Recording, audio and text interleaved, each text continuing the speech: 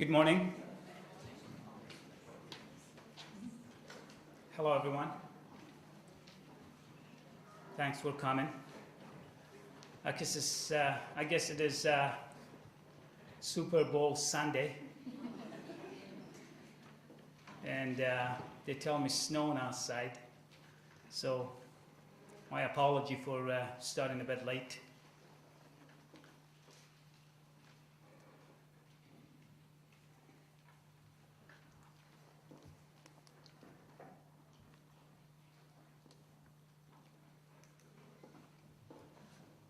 Thanks very much for being here, spending your Sunday, your day of rest, to be with Rumi. I was pleasantly surprised to see so many people wanted to attend the workshop. It's truly wonderful to see so much interest in Rumi. Actually, I had over 210 people registered, and the room only can take about 150.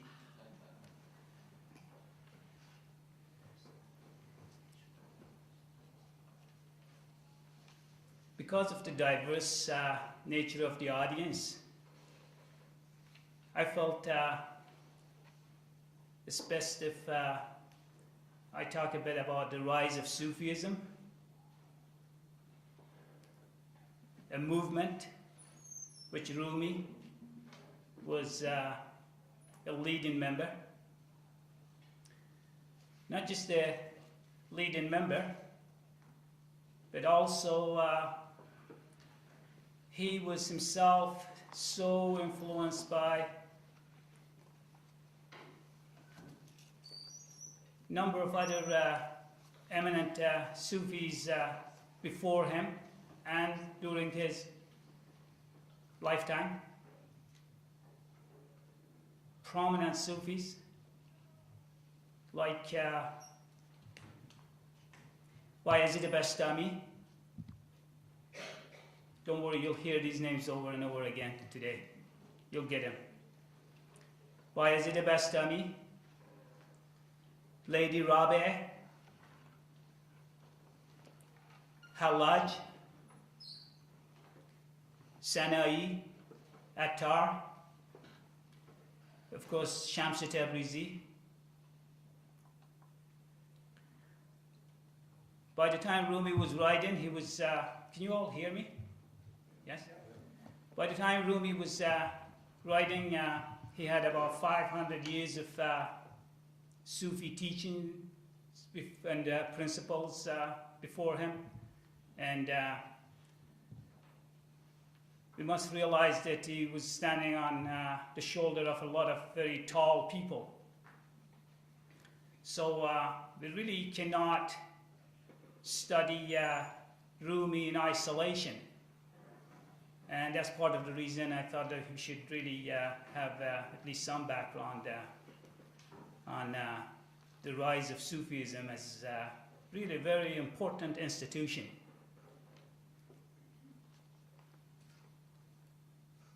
The other thing I have to say right away is that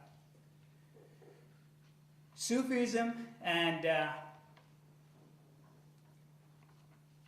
classical Persian poetry are so interwoven, so intermingled, that really you cannot study one without the other one. It was through the medium of poetry, classical Persian poetry, that Sufism found a medium of expression and eventually became such a huge spiritual institution.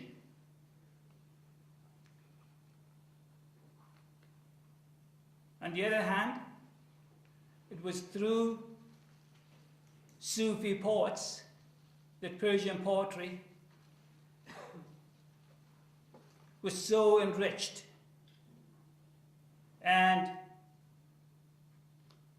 became really a world-class poetry, so much poetry that I'm sure I'm going to be in my next life.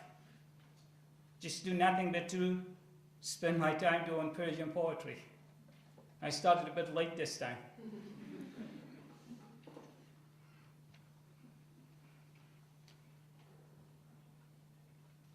Also,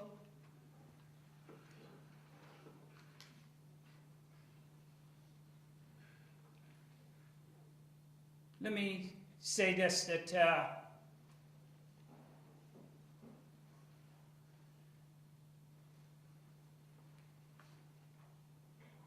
even though the origin of Sufism, even the name Sufi itself is subject of some controversy, this much is clear, that Persian Sufism, nascent Persian Sufism, was formed, shaped, and developed in the greater Khorasan province, the Iranian province, which included a good part of present-day Afghanistan, and that's where Rumi was born, in Balkh, a city now located in Afghanistan.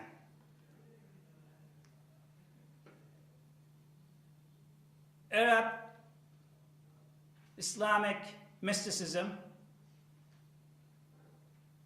that of Mesopotamia school, and the other school, that of North Africa, Egypt, mostly, Syria, and southern Spain, was influenced by Semitic religions, Judaism, Christianity, and Islam, as well as Hellenic customs, cultures, philosophy of Greek origin. While Persian Sufism, early Persian Sufism, had Indian and Chinese flavor. Persian Sufism was greatly influenced by old Persian religions, Mithraism, worshiping the sun, and Zoroastrianism, by teachings of Zoroaster, the prophet of Zoroastrianism, as well as teachings of some pre-Islamic scholars, thinkers, prophets of change, Mani and Mazdak, especially Mazdak, who was a socialist at heart, and he had struggled during the Sassanid period to make changes, and he believed in a classless society.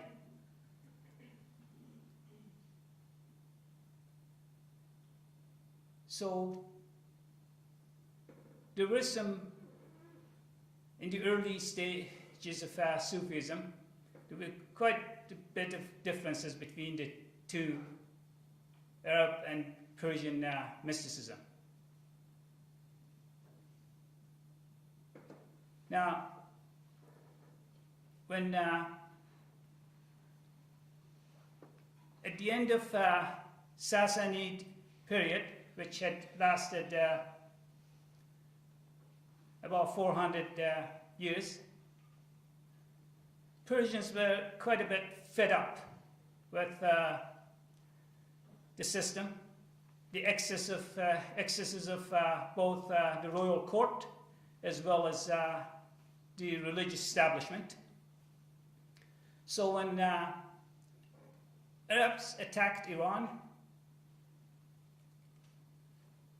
Persians did not rise up en masse and oppose the attack. If there were any opposition, it was half-hearted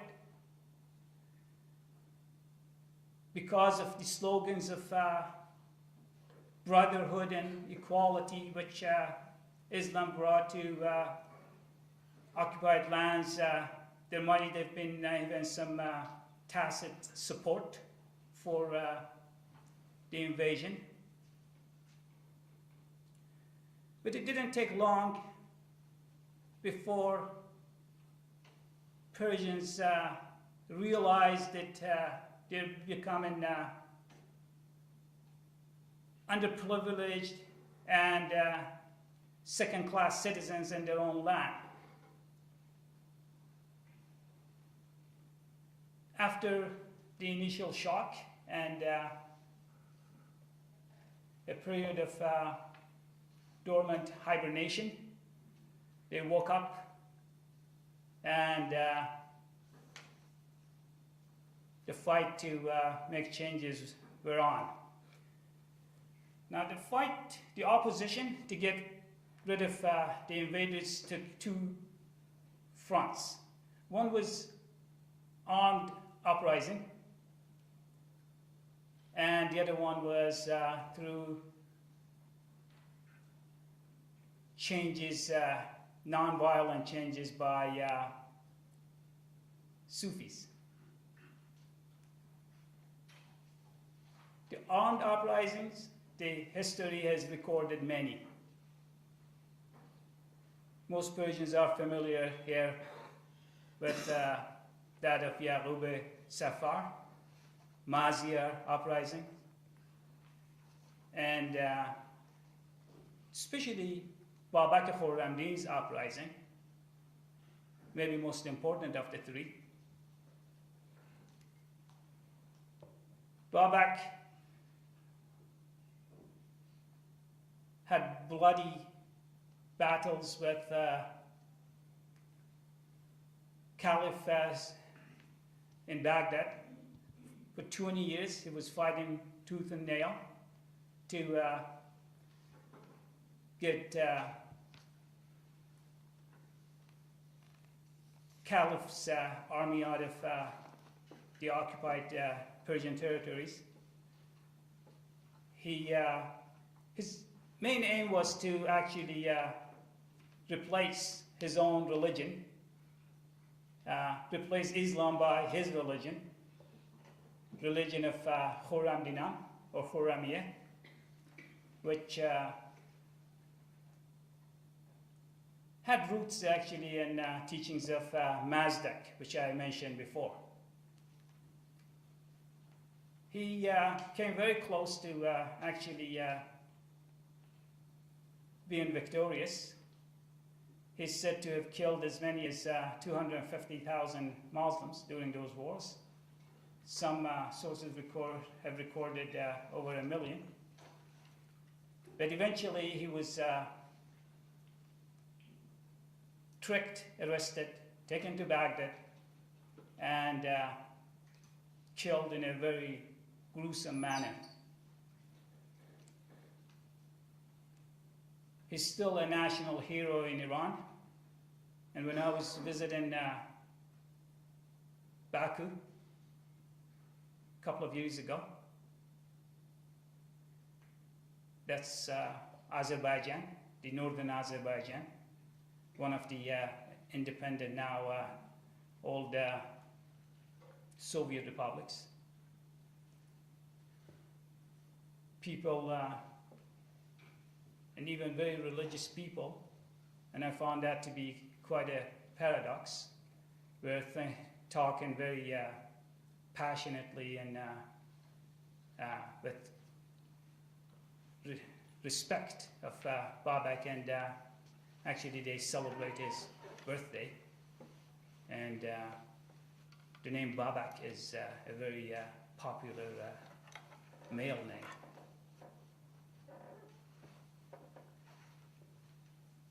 Now, the other front, Sufism, was a much more effective, much more lasting movement than the armed uprising, because it was an idea. An idea is hard to kill. So Sufis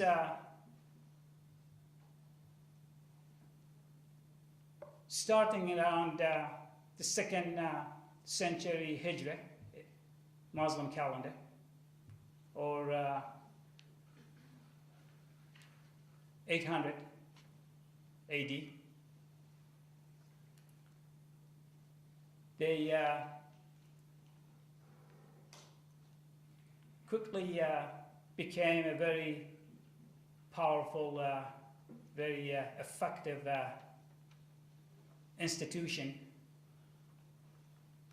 making serious changes. And actually, the caliphs felt like this second movement was more of a challenge to them than the armed uprisings. They were trying to change the relationship between man and an abstract god of Semitic religions. They were writing new equations for relationship between man and God. They were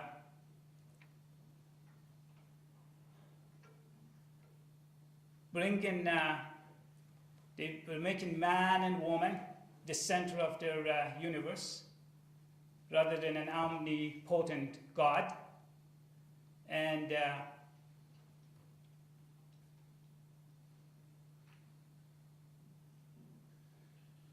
they had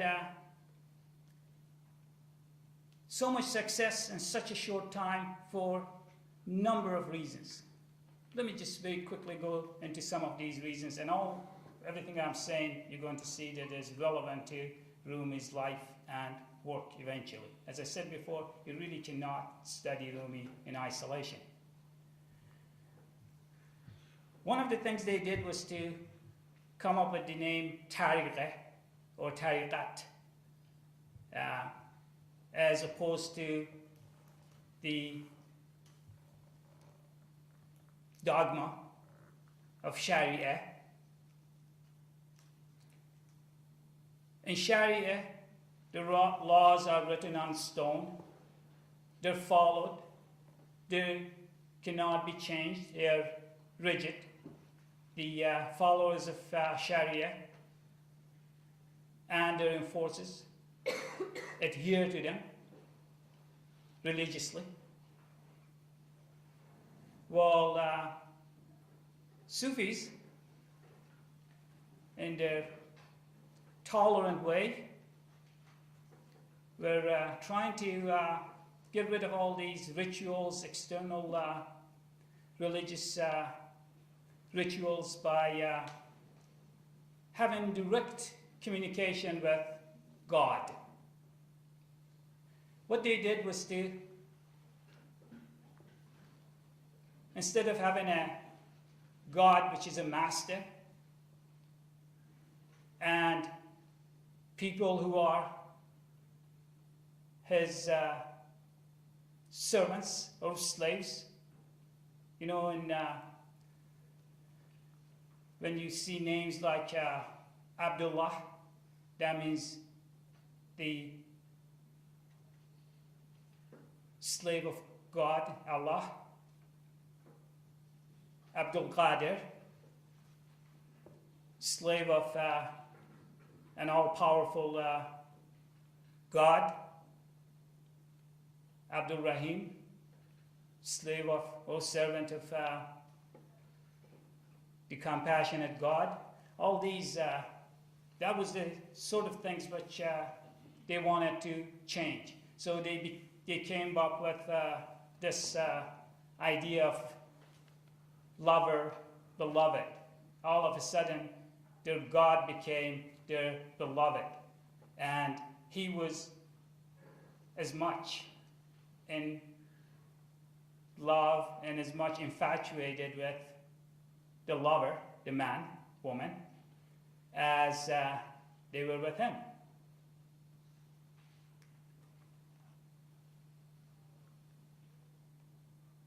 Sufi's God is one of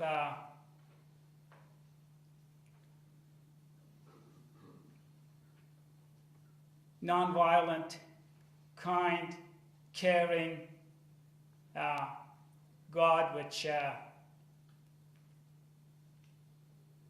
had declared, according to them, I was a treasure and I was unknown. I wanted to be known. He had created angels, according to them, and they were incapable of expressing love. So being pregnant with latent love energy, he delivered man and woman. So he will be known. He'll be recognized. So it is just like the relationship between a mother and a child. The child is delivered. The relationship immediately is one of unconditional, unqualified love between the child and the mother. There's that mutual, the opposites of the same pole, north and south. They attract each other. It's natural attraction. That was the nature of their God. Their God would not punish Canaanites. Their God would not spread pestilence. Their God would not unleash floods of biblical proportions. Their God would not unleash tsunamis, where in a matter of minutes 150,000 people would die. Those were natural things, nothing to do with their God. So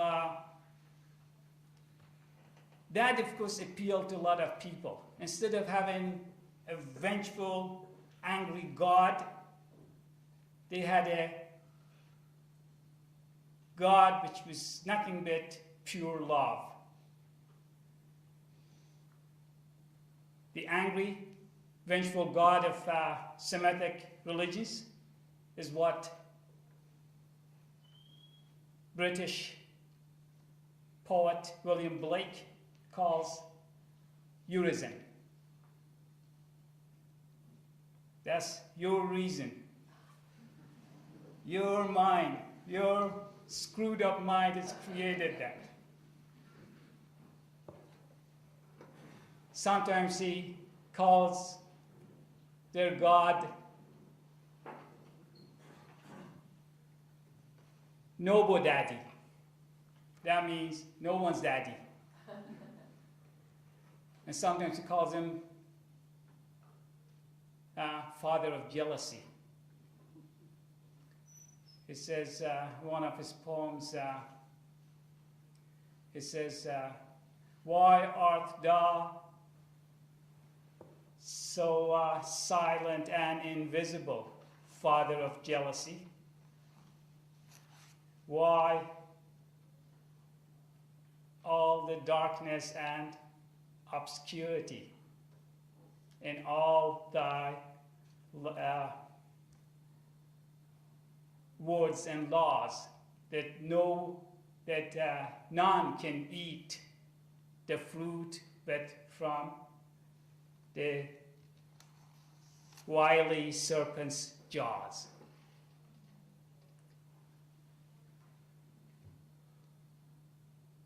Another reason for huge success which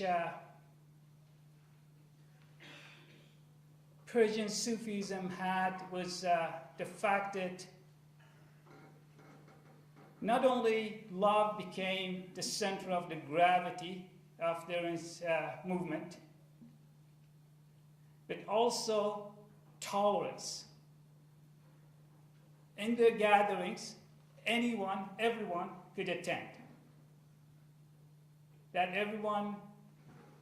anyone could be a Jew, he could be a Christian, he could be a Muslim,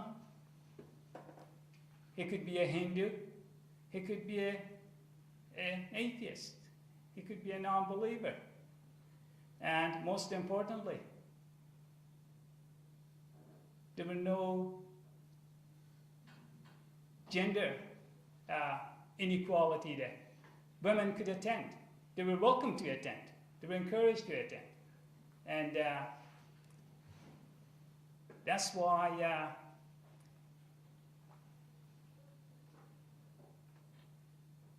there are Sufi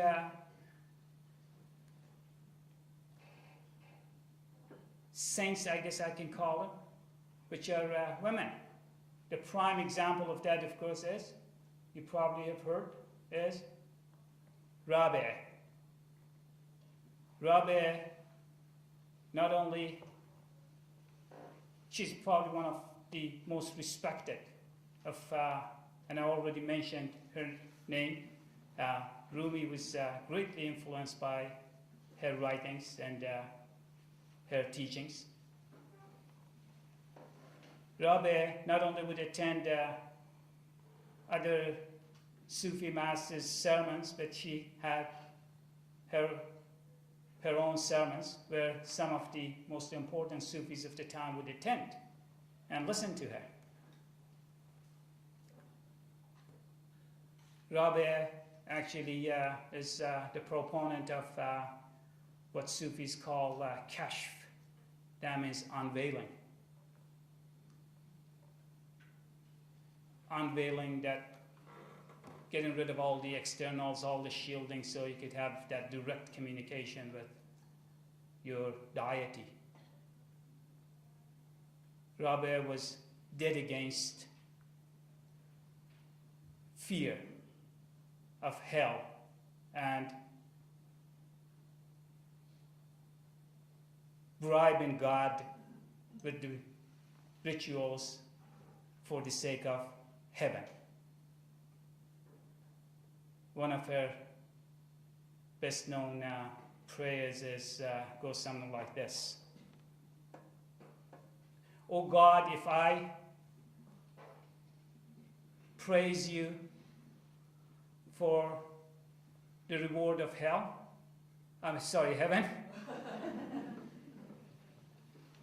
deny me heaven.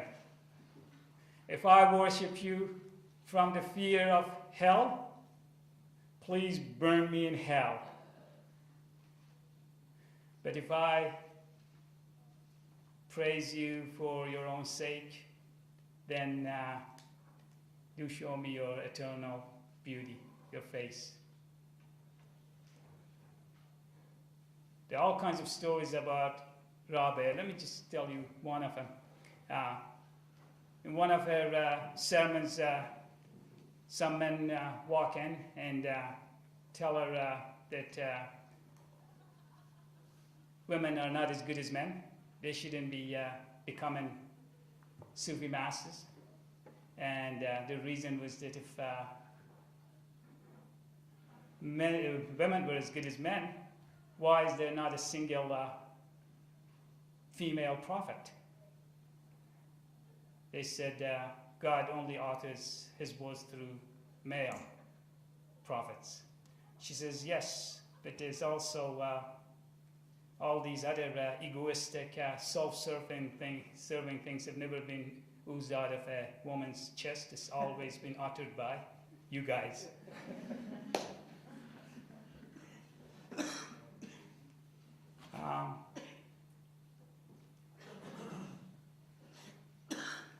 Another reason why Persian Sufism was so successful is due to what is called khanqa or khangah. This is a Persian word. Khana means home, basically. These were buildings which were basically a place where the pir means the master, the guru. The other words for it, the Arabic word for it is normally qutb or sheikh. You have to be careful. Don't use the word sheikh with Iranians. It means a different thing these days. But it used to mean a Sufi master, same as qutb. But most Persians would call it pir instead. Anyway, this pir or guru resided in this khanga, and at least some of his disciples normally did as well. But what's important about the khangas is that everyone was welcome to come to these khangas. You could be, again, as I said before, you could believe in nothing. You could be an agnostic, you could be the Zoroastrian, you could be any other religion. You could be white, you could be black, you could be male, female, made no difference. You could come in. You were welcome. And what they did was to provide not just accommodation for travelers, especially Sufi travelers, of course, but as I said, anyone could have come. Not only they would provide them with accommodation, but they also would feed them. And that's not bad, is it? You could walk in instead of going into a Hilton hotel or or a youth hostel. That's more like it. They would come to these khangas and they could be put up for the night, and fed, and then when they were ready, they would leave. Now, obviously, this had huge appeal to people. And the atmosphere, unlike mosques, was very relaxed. And when you realize that some of these khangas also had entertainment, music, sama, right? They had music, dancing. That's really good, isn't it? You walk in, you don't pay, you are fed, you're accommodated. On top of it, you have entertainment, of course.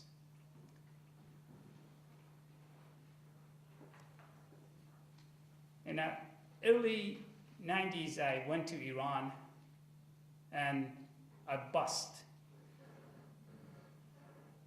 I landed in Tehran, and from there, right away, I took a bus. I went to the south, I went to the north, I went to the west, and I went to the east.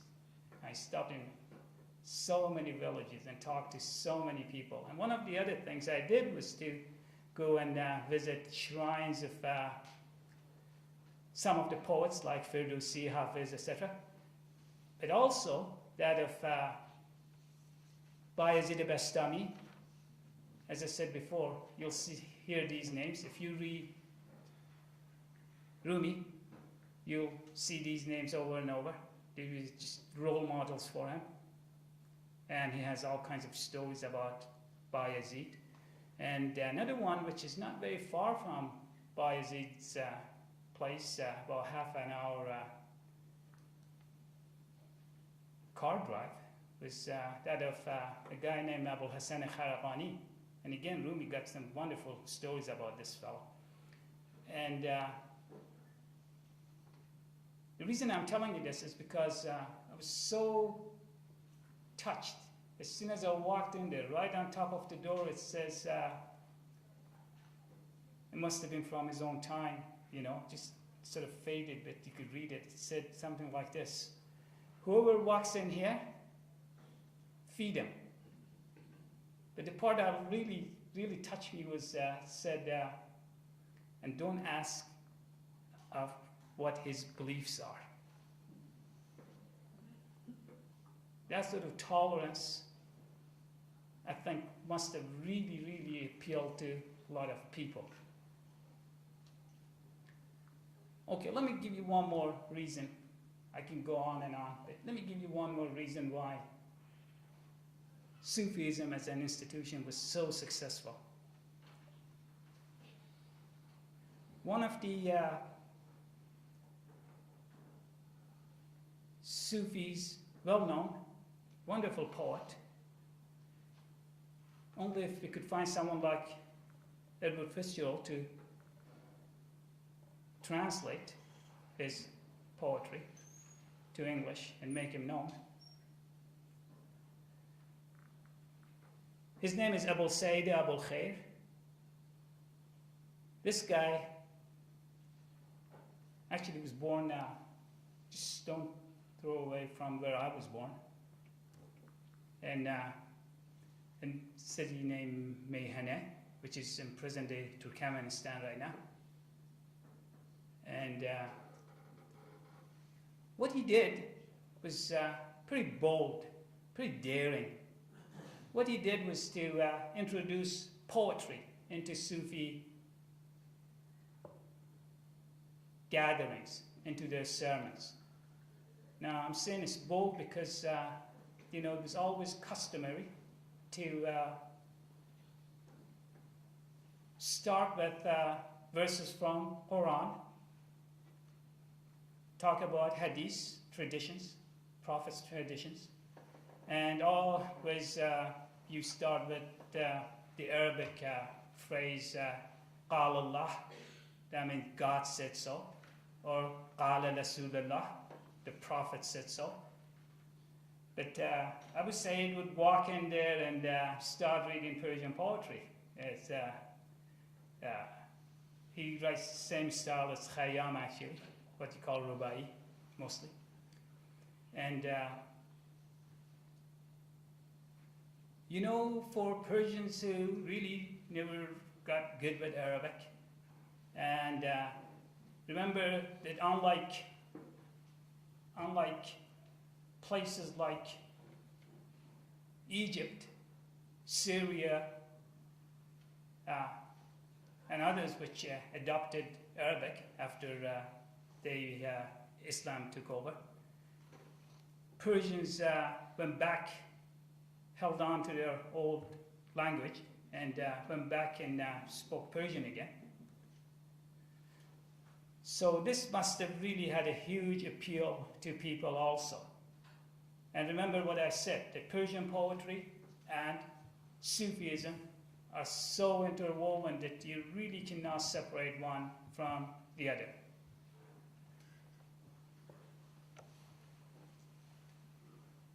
Obviously, ulamas and fuqahas, that means the religious priests and jurists, did not like what Abu Sayyid Abul Khair was doing.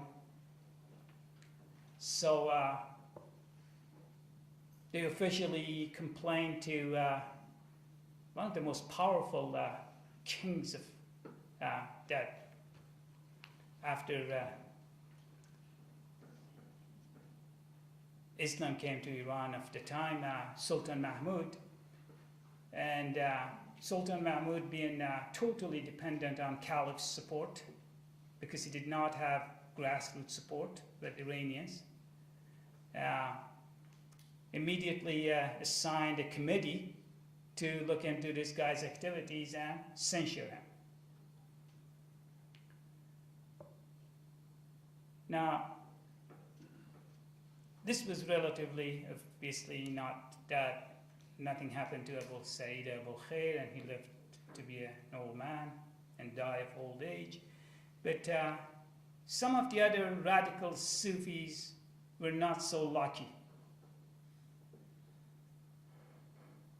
Again, when you read Persian poetry, not just classical Persian poetry, but also the modern Persian poetry, you'll see this name Hallaj there, Mansur Hallaj, over and over and over.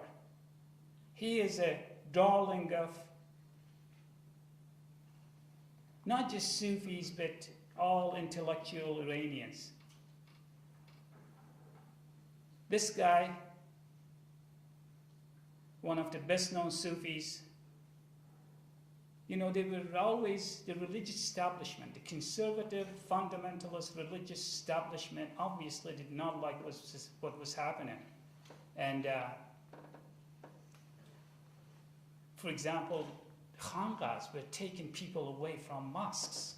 And if you lose in your congregation, if you lose in your audience, what are you going to do, you know? And whose fault is this, you know? So they never lost any chance of finding an excuse to accuse these people of infidelity, heresy, and Hallaj was being a radical Sufi who traveled all over. He even went as far as India. He spent a lot of time in Khorasan, eastern Iran. Well, he was actually one of the ones which was born in Fars, a city near Shiraz, Beza, and he had spent quite a bit of time in Baghdad as well. He'd gone all over. He was a very bright, radical Sufi. So they found excuses to jail him. He spent a good 8 years in Baghdad in prison. Eventually got out, kept on doing what he was doing. So this time they actually had a fatwa against him, and they took him to Baghdad, and just the gruesome way which he was killed. I don't even like to talk about it, but let me just say this, that he was crucified. Before they even crucified him, what they did was to whip him. Well over 100 whips. And a lynch crowd had been also gathered by the theocracy, by caliphs. So everyone can see what is happening. He was whipped, and then he was hanged after. And he was, actually before he was hanged, he was, his legs and arms were amputated. A famous poet and one of the most favorite of Rumi, Attar, has got some really nice stories in the form of poem about Hallaj. Almost every poet has, but that's a good source for you to go and read if you want to know more about Hallaj. And the number of books, there are at least 3 books I think in English which I have at home about Hallaj. Anyway, he was, after amputation, he was left overnight for people to come, absorb, you know, pass by, look at him. Next day, he was beheaded. The head was sent to Khorasan, so other people would learn their lesson. This was almost identical to the way Babak, remember the person who was fighting caliphs for 20 years. He was actually killed the same way. And it might have been actually Babak's head which was sent to Khorasan rather than Hallaj. In Hallaj's case, what they did also, they actually burned him. They poured gasoline over him and they burned him. They just didn't want any trace of him. You see, that's very un-Islamic, right? You don't cremate people. You bury them properly. But I guess they considered him an infidel, and you know that was okay to do it. So he was burnt to ashes, and ashes were thrown, spread over the rivers. And Hallaj is not the only one. There's another Persian from Hamadan, near the Persian Kurdistan, which his name is Ainul Ghazati Hamadani. an extremely eloquent speaker, became a judge. He was very young, in his 20s. And eventually he became a Sufi, and an active Sufi. And in some of his writings, actually, he went back to, again, pre-Islamic Persian writings and teachings. And he was also was arrested, was taken to Baghdad. And are you still hearing me, or am I losing my voice? You still hear me, right? He was taken to Baghdad as well, and imprisoned there, and eventually he was taken back to Hamadan, and he was hanged there. And again, the same thing. This is a dead body, you know. They wrapped him in a straw mattress, poured gasoline over him, and this is well documented. And burned him to ashes. I'll give you one more example of, I'm just trying to show you that, you know, this was a movement which was extremely disliked by religious establishment, and was always looked upon with suspicion. So this other one, he's probably the most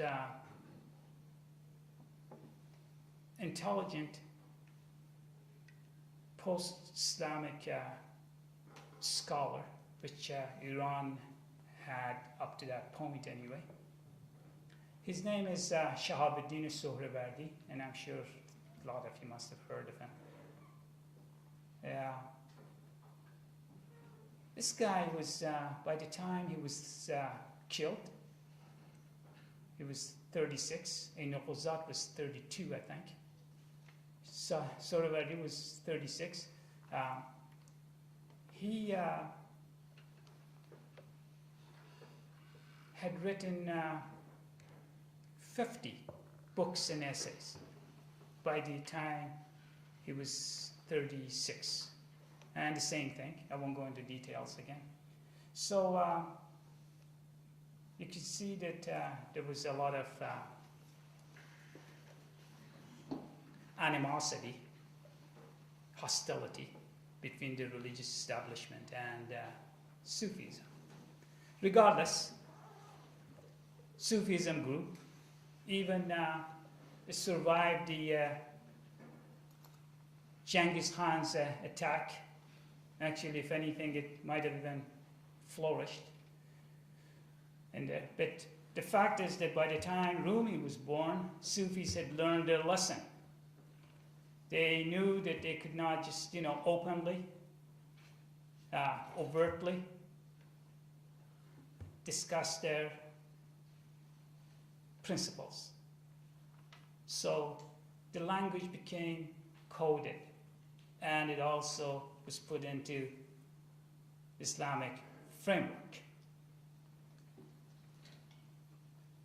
Just to finish this part in here, let me tell you this, that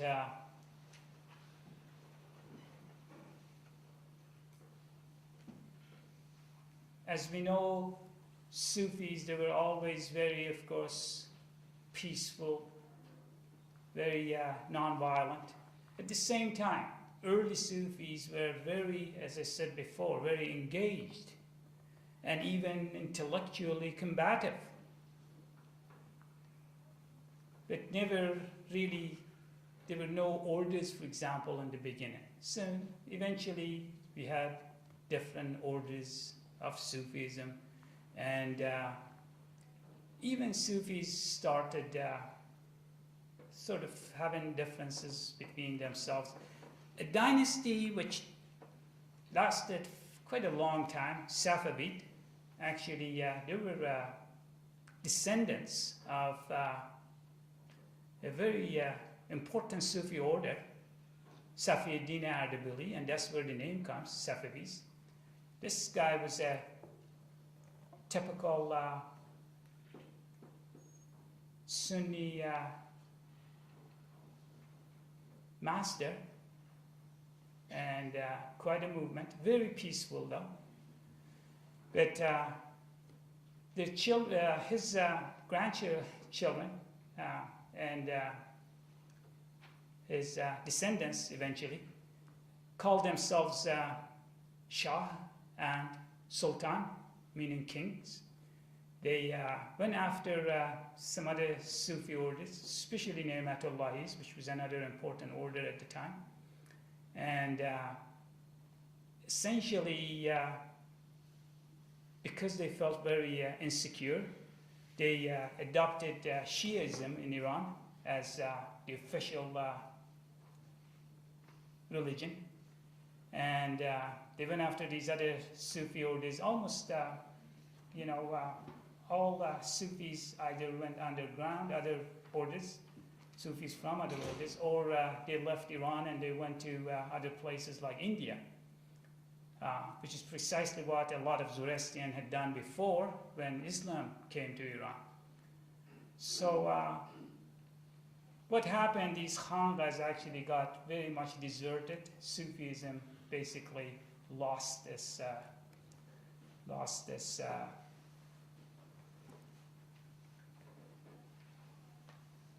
its energy, and it became less and less an effective institution which it used to be.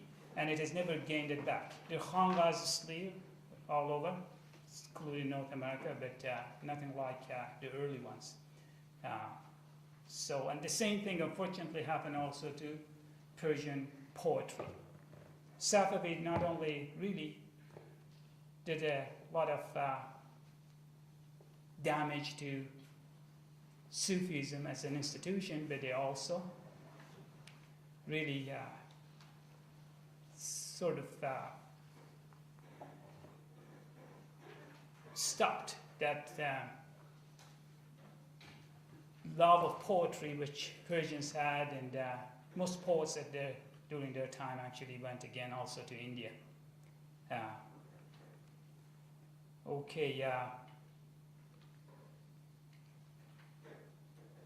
What I wanted to do also was to maybe read a bit of these Sufi sayings. But instead of doing that, let me just say something about a few of these which I'm going to be talking about. Let me talk about Bayezid Bastami a bit. Bayezid was... Bastam is a place again near Nishabur. And Nishabur is the big city where Omar Khayyam and Attar came from. And Bayezid was a very open-minded intellectual, which with some very radical ideas. And just to give you another example, because I'll come back and talk about him so much, because Rumi does talk about him so much. He was exiled 7 different times from his city. And one of the times when he was being pushed out of the city, exiled, he says, "What is my crime?" And they said, "You're an infidel." And he said, again with his relaxed and typical sense of humor, he said, "So lucky people whose infidel is someone like me."